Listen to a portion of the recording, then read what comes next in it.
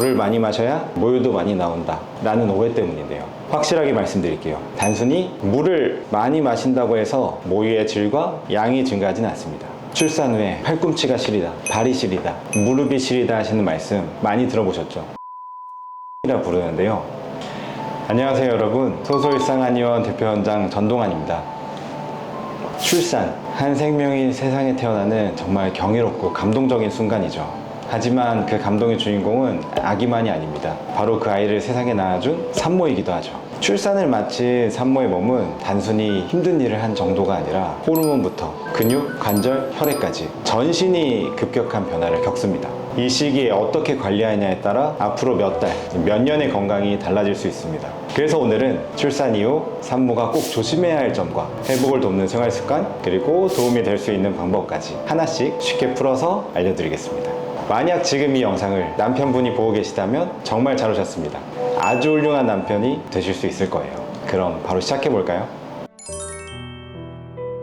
출산 이후 모든 산모는 산욕기를 겪게 됩니다. 산욕기는 임신 기간에 증가된 체액과 자궁 내의 노폐물이 오로, 땀, 소변 등으로 배출되는 시기로 보통 출산 후 6주에서 8주를 말하는데요. 이때 가장 중요한 것이 잘 먹고 잘 쉬는 것입니다. 너무 당연한 말 아닌가요? 라고 생각하실 수 있는데요. 사실 진짜 잘 먹고 잘 쉬는 건 생각보다 쉽지 않은 일입니다. 그럼 어떻게 잘 쉬어야 할까요? 보통 우리가 땀을 많이 흘리거나 힘든 일을 끝내고 나면 뜨뜻한 물에 개운하게 씻고 싶고 뜨거운 탕에 들어가 몸을 풀어주고 싶잖아요. 하지만 산모는 이걸 꼭 조심해 줘야 됩니다. 뜨거운 목욕, 과도한 열탕은 예민해진 혈관을 확장시켜 출혈을 악화시킬 수 있거든요. 미지근함, 따뜻함 사이의 온도로 몸을 씻어주는 것만으로도 충분합니다. 또한 과로, 과식은 금물입니다. 간혹 운동을 정말 사랑하시는 산모분들도 계시는데요. 임신 이전에 몸을 하루라도 빨리 되찾기 위한 열정은 좋습니다. 실제로 스트레칭을 통해 근육을 이완하고 몸을 유연하게 하는 운동은 회복에도 긍정적인 영향을 미치기도 합니다. 하지만 이것이 과도할 시엔 회복 중인 관절과 근육, 특히 골반 주변 조직에 무리를 줄 수 있습니다. 우리 산모분들은 임신 기간 동안 아이를 품기 위해 몸이 많은 변화를 겪습니다. 출산 이후에는 이렇게 변화한 몸이 서서히 회복 과정을 거치게 되는데요. 이 시기에는 무리하지 않는 선에서 가볍게 움직이며 동시에 몸이 충분히 쉴 수 있게 해주는 것이 좋습니다.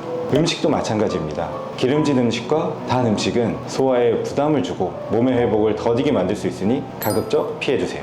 대신 단백질이 풍부한 음식과 신선한 채소, 미역국 같은 따뜻한 국물이 좋습니다.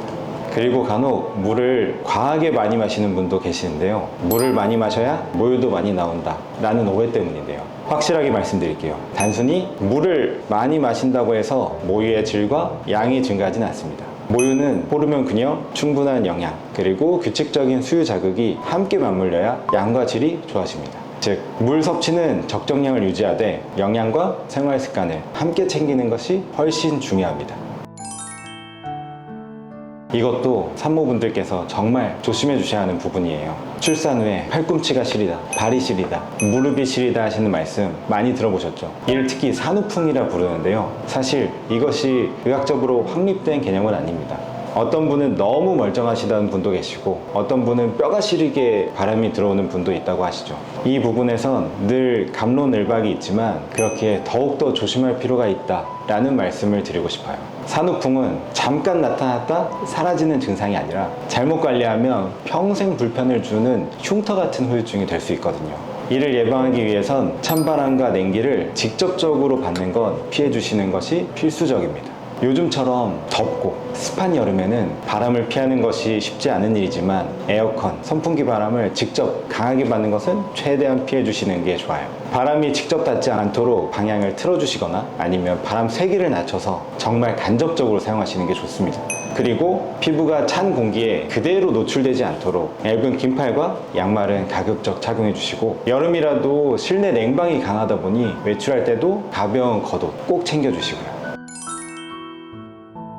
하지만 아무리 세심하게 관리하더라도 어쩔 수 없는 빈틈 때문에 무언가가 후유증처럼 남아버리는 경우가 있습니다. 특히 예전에 비해 출산 연령이 많이 높아지고 있는 요즘 그만큼 회복 속도는 느려지고 출산 과정에서 사용되는 에너지도 많아지게 됩니다. 이때 손실된 혈액과 기력을 충분히 보충하지 못하면 산후풍 같은 관절 냉감, 지속적인 허리, 골반 통증, 또 손목 저림, 그리고 이유 없이 피로하고 무기력한 상태가 오래 이어질 수 있습니다. 이 시기의 산모분들이 가장 많이 하는 말이 있죠. 조리원에서 나올 땐 괜찮았는데 몇 달 지나니 힘들어요. 이는 초반 회복기 동안 몸의 기초 체력이 충분히 채워지지 않았기 때문이에요.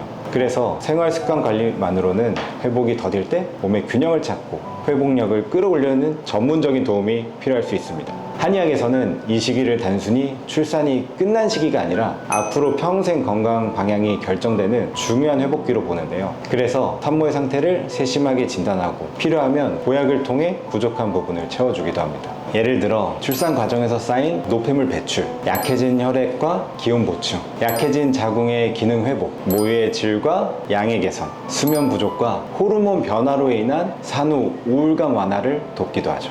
단 중요한 게 있습니다. 바로 한약이 마법 같은 치료제가 아니라 생활 관리로 채워지지 않는 회복의 빈틈을 보완하는 역할이라는 겁니다.